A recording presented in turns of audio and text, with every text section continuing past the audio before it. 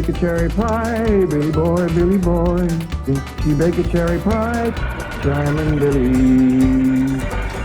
She can bake a cherry pie, quick as a cat can wink her eye. She's a young thing and cannot leave her mother. Well, Granny, did you pick out your spot yet for the garden? Yep. I kind of favor a patch right close here to the house. I'll plow you up something there directly. Yeah, just enough for some onions and taters and some rudibakers. And a few rows of corn. Paul? Morning, Granny. Paul, can I help you with the plowing and the spading? Well, Ellie, I'd rather you put on one of them pretty dresses that Miss Hathaway got you. But, Paul, I can plow better in these clothes. Plowing. You know, Ellie, I'd like you to wear one of them dresses kind of regular. Wouldn't you, Granny? You're mighty fetching in a dress, Ellie. Prettier than a tub of fresh churned butter. Paul, if I go to wearing them dresses, Jethro will make fun of me. I reckon he hadn't better. Now, you run along and put on something with skirts. All right, but he hadn't better make fun. He won't. You know, speaking of Jethro, I think he's got himself a sweetheart. The banker's secretary? That's right. They was out together last night. What'd they do? Well, I don't rightly know for sure, but it was something to do with bowls. All you do with bowls is eat. Well, I reckon that's what it was then. She said she was going to take him bowling. You know, Jed, I kind of like that Miss Hathaway. Yeah, I think she kind of likes us, too. Oh, those marvelous plants. Those simple, rugged mountain people. The more I see of them, the more I am impressed. Yes, now Never have I observed such strength of body, mind, and character. Yes, now They stand like boulders in the pebble-strewn landscape of Beverly Hills. Like mighty oaks among bushes. Like quiet. Now, like I admire them, too. But those boulders need polishing, and we've got to put some city leaves on those oaks before my wife gets back from Boston. Incidentally, in any endeavor requiring physical strength, they are most exceptional. I took Jethro bowling last night. Here's the bill. $3,000. How many games did you bowl? Well, you see, what happened was this. I said to Jethro, Pick up that bowling ball, she says, and see can you knock over them pins down yonder. They's just sticks. Anyway, I snatches up that rascal, draws back, and lets her fly. Did you knock down them pins? Yeah, the pins, the pin boy, the end of the building, a brick wall, and a signboard down on Sunset Boulevard. I bet you Miss Jane didn't do that good. Well, she didn't even try. She just looks at me and says, Jethro, you're strong as an ox and twice as handsome. Ain't no two ways about it, Granny. That city girl is sweet on this boy. I reckon so, the way she's bragging on his looks. You are handsomer than an ox. Thank you, Granny. Cousin Ellie, you're a city girl now. Do you think... see there, Paul? I told you this would happen if I took to wearing these dresses. If you call me that again, I'll turn you every way but loose. Say nothing but city gal. Ellie, me, climb it! Get up from there or you're going across my knee. And Jethro, you're going across mine. What did I do that was so all-fired bad? In that dress, she looks just like a city gal. You did it again! I reckon we better go out there and see she don't hurt him.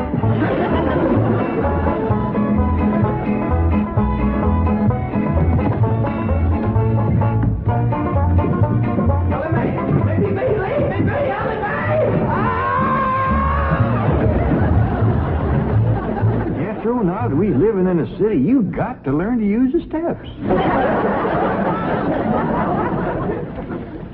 I'll be happy to know that I'm making splendid progress with Ellie Mae. She's turning into quite a lady. Fine. But it's Jed, Granny, and Jethro we've got to work on. Clothes, manners, the works. What have you done about servants? That's the problem, Chief. They're basically opposed to the whole idea of able-bodied people letting others do their work for them. Well, that's a refreshing attitude. But we've got to get a skeleton staff in there somehow. A combination butler and valet with Jed and Jethro. Who help them assemble a wardrobe, teach them how to... Ravenswood. Your butler? Oh, he's never been my butler. Came with my wife like an overweight dowry. Been in her family for years. And with Margaret in Boston, I can certainly spare him, plus her upstairs girl, Marie. I doubt if you can sell Mr. Clampett on the idea of servants. Get him on the phone. I'll make him think he's doing me a favor by taking him off my hands for a while. Right, Chief? She hadn't ought to throw me down on my head like that. What if I'd have been carrying a frog in my hat? Ain't supposed to be wearing your hat in the house. Well, Granny, where's a fella going to carry a frog? They jump out of your pocket. Hello? Oh, howdy there, Mr. Drysdale. Glad to have you back from Boston. Your missus come with you? Oh, that's too bad. I know her and Granny'd hit it off like two sows on a mud waller. Yes, I'm sure they would. No recipes? No, my wife doesn't do much cooking. No, I doubt if she ever made grits and hog jolls. Well, how about mustard greens and possum belly? No fooling. Pone and squirrel shank? Boiled chicken hog. Well, say, she don't do much cooking, does she? No. Well, the reason I called Mr. Clampett is I have a butler. Well, he really belongs to my wife's family, but he's been with us ever since we were married. And I was wondering if you'd let him come and stay with you for a while. You mean board with us? Well, I guess you could call it that. Who's going to board with us? Just a minute. Some kin of Miss Drysdale named Butler. Oh, why, we'd be just... That's that no good fat rascal that wouldn't let Ellie and me in to help Miss Drysdale when she was sobering up. Hello? Granny was talking at me, but she's done now. Oh, no, she ain't. Just a minute. Granny, let me hear the man out, and then we can talk it over. Yes, sir, Mr. Drysdale, I'm a listener now. Well, in addition to Ravenswood, he's the butler, you can also have my wife's upstairs girl, Marie. Margaret may be away for some time, and I have absolutely no use for him. Well, I sure would like to oblige. Me and Granny will talk it over, and I'll call you. Oh, thank you. You'll be doing me a great favor. I was glad to help out when I can. Thank you again, Mr. Clampett, and goodbye.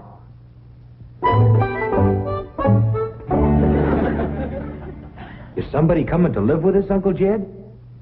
Maybe, Jethro, maybe. Why don't you go out and make up with your cousin Ellie? Okay, Uncle Jed. All right, Jed, let's have it. We going to board that butler fella? Well, Mr. Drysdale would take it mighty kindly if we did. He says he ain't got no use for him. I don't like him myself. Granny, you only met him once. Once was enough. I asked him real nice. I said, are you doing for Miss Drysdale that she's feeling poorly? Are you doing the washing and the scrubbing and the cleaning for her? And he looks right down his nose at me and says, Madam, I am a butler.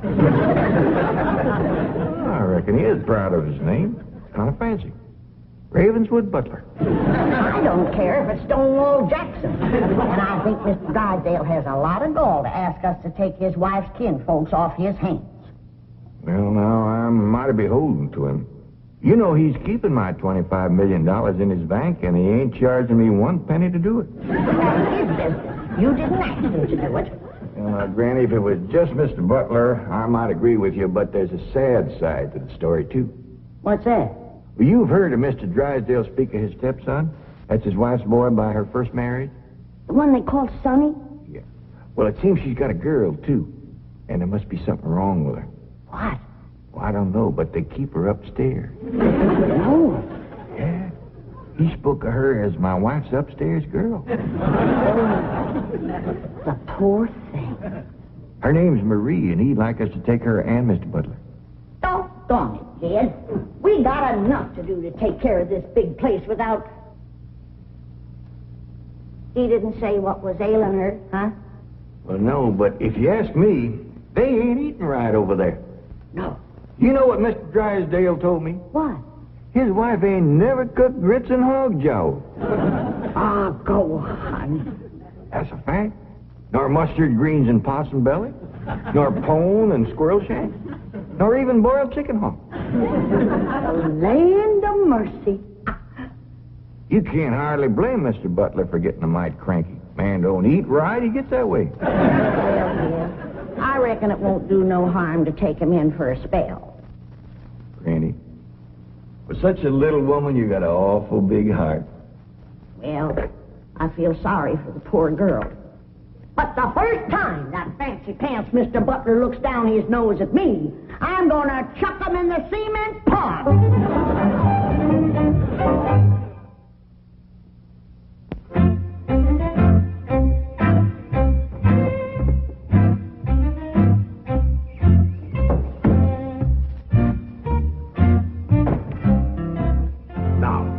I'm doubling your salaries for the length of time you stay at the Clampett home. But if one word of this gets back to my wife in Boston, you're both out of work with no references. Actually, you will find the Clampetts to be basically fine people. All they need is a little polish. Polish? They need sandblasting. However, I think Miss Hathaway's plan may overcome their initial resentment of wearing city clothes. Yes, I think I have devised rather a clever strategy. To put it briefly and succinctly, my strategy is as follows. I shall propose to the Clampetts that they sit for a family portrait. As you know, my hobby is painting. Now, I shall suggest to the Clampetts that their attire match their background, which is, of course, their beautiful mansion. They will no doubt see the logic of my didactic approach, accede to my wishes, don suitable raiment, and, once they have seen themselves thus attired, take... We're in. Let's go. We forgot to dust the stair rail. I'll do it, Granny.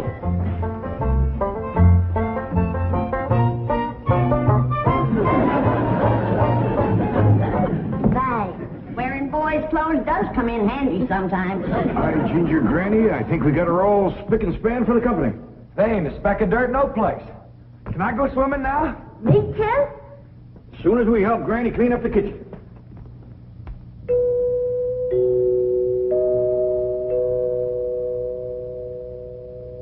Was that music again? Oh, yes, good. You ever find out where that comes from? Know 'em, Granny.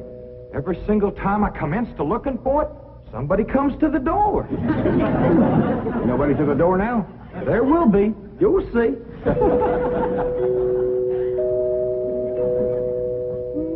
Doggies, that's nice. I'll pitch in and see can we find it. You're wasting your time. I'm a-telling you. Before you can find it, somebody will come to the door. There, you see? Happens every time. Now remember, Ravenswood, I'm counting on you. Don't fail me. You have my word, sir. I've been butler and barrett since boyhood, as was my father before me and his father before him. And I've yet to meet the man or woman who posed a social problem too difficult for me to handle. That's the spirit. Howdy there. Remember me, Mr. Butler? No! Ravenswood, come back! You gave your word! Come back, you coward! Come back here! I'll cut off your fringe benefits! Ravenswood probably forgot something. He'll return shortly. Meanwhile, this is Marie. This is Drysdale's upstairs girl. Marie? J.D. Clampett? Howdy. Jethro Bodine? Ellie Mae Clampett? And Grandma Clampett. No, ma'am. I am a Moses. Pardon? Granny's related on the wife's side. They's the Moses family from Tennessee. Then your name is Granny Moses? Grandma Moses. That's right. There was a very famous Grandma Moses who painted primitives. I've whitewashed a few myself. I'll show Marie to her room. Listen, Marie, honey. Over here, you've got the run of the house. You don't have to hide upstairs. Ain't nothing wrong with that girl, but want some good cooking will cure her. She's half starved. Poor thing is so weak her knees keeps a buckling on her. She's kind of pretty, though, for a skinny girl. Just wait till she gets some mess of Granny's grits and hog gel. That'll fill her out. Till I'll get some of cooking.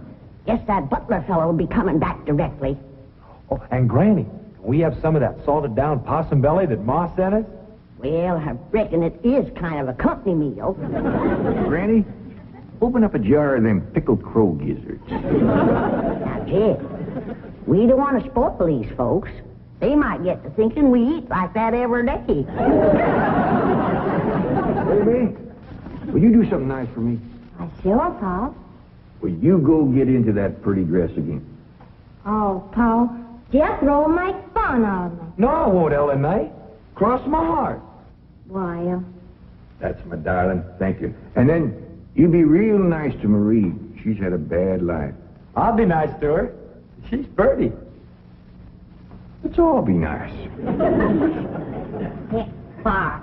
I wanted to go swimming. Now I gotta go put on an old dress. Cousin Ellie, you look awful pretty in a dress. Honest you do. Do I look pretty in that there city girl? You look prettier than that there city girl. That did it. Come on and fight. Now, Ellie, come on, There's nothing to be afraid of, Ravenwood. The fact that they're big and strong doesn't mean they're violent. Elephants can be gentle. Now, Ravenwood, your appearances deceive you. Oh, really? Oh, I do admit on the surface they do seem a bit rough, even cruel. But I assure you, underneath, they are placid, kindly, and gentle. You'll see. You shouldn't have called me a city girl. May, leave me alone, please, City girl.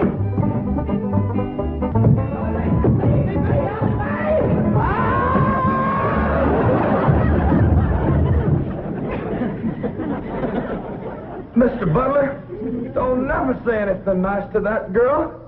She'll kill you. Come back here. Howard, come back! You promised! I wonder, Granny, when Mr. Drysdale said he didn't have no use for Mr. Butler, he sure wasn't fooling. I just seen him cut through the brush chasing him with a stick. Mr. Butler gets sassy with me, I'll chase him with more than a stick. Jen, Ellie throwed me down on my head again. If she don't stop that, I'm gonna get a headache. Stop riling her, Jethro. But golly, all I said was she's pretty. That ain't no call to bust a fella's head. How's it doing? Oh, howdy, Marie. Hi, Marie. Are you hungry, darling? No, madam. I'm whooping up something here that'll just set your mouth to watering. Put some strength in your limbs, too. Tell her what it is, Granny. A great big mess of grits and hose jowls. And salted down possum belly. Cold pickled crow gizzards. How you like that? Don't tell me that child ain't hungry. Why, she's ready to drop in her tracks. Set her at the table and I'll dish up a mess. No, please. I only came in to bring you a message from Miss Hathaway. She's preparing to paint a family portrait, and she wishes to know if you all will sit for her. May I tell her that you will sit for her? Well, yeah, I reckon we'll do that. Merci.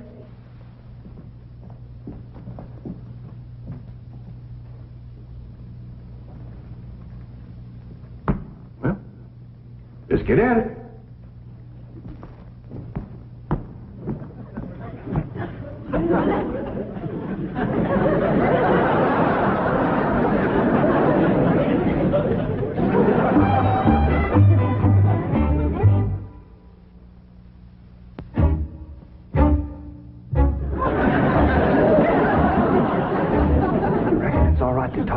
Sitting? Yeah, I reckon. I found out something about Marie.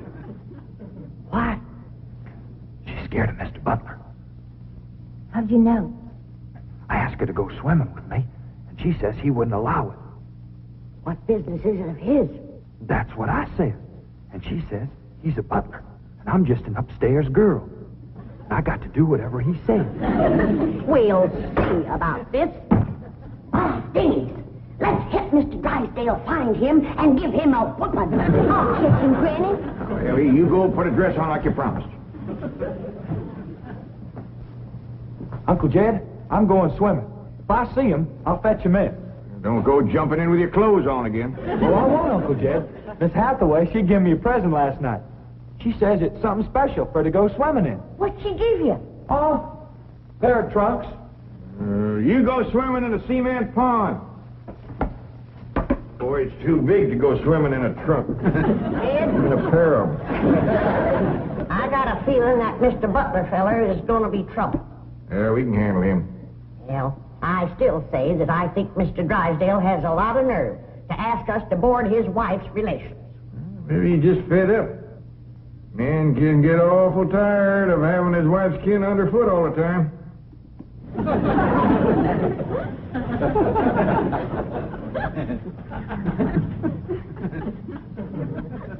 He told me that butler fella had been living with them ever since they was married. I declare some in-laws latch on to free room and board like leeches. It takes a mule kick to jar 'em loose. You can't hardly blame Mr. Drysdale for trying to get shed of a critter like that.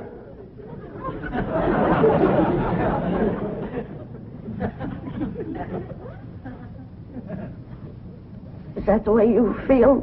You bet it is. I'll see how fast I can get packed. I'll get out from underfoot just as quick as I can.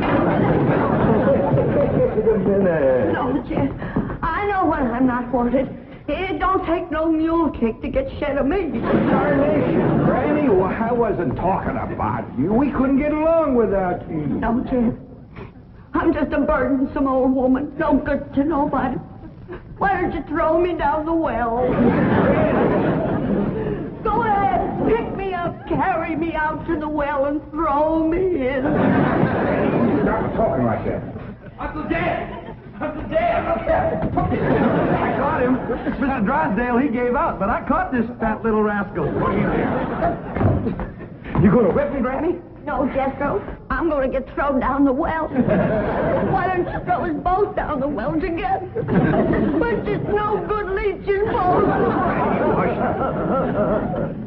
Mr. Butler, I'm sorry Jethro got a mite rough with you. He don't mean no harm. He's just an overgrown boy. Now, we's all mighty pleasure to have you come and stay with us, and as long as you behave yourself, won't be no trouble. Oh, I'm Jed Clampett. Sir. This here's Granny.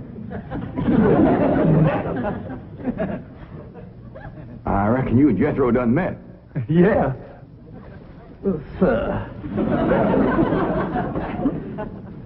Oh, and this here's my daughter, Ellie Mae.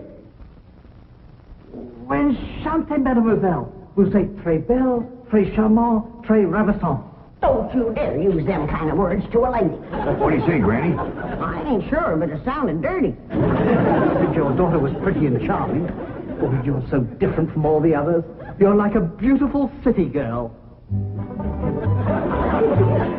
He had not have said that. Oh, Mary, Oui, Miss Jane. didn't you say the Clampetts had agreed to sit for their portrait? Oui, they said they would do it. What is it? I believe it to be self-preservation, madam.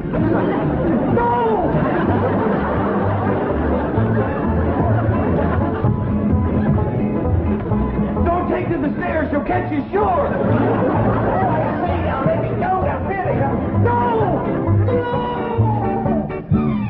Sounds like Ellie got him. Afraid so. Somebody please tell me what is transpiring in the... Dead. Ellie throwed him all right, but I caught him before he hit the floor. So here you are. Well, now, everything seems to be fine. You see, Ravenswood, didn't I tell you the Clampetts were kindly, gentle people? Yes, sir. Thank you, sir.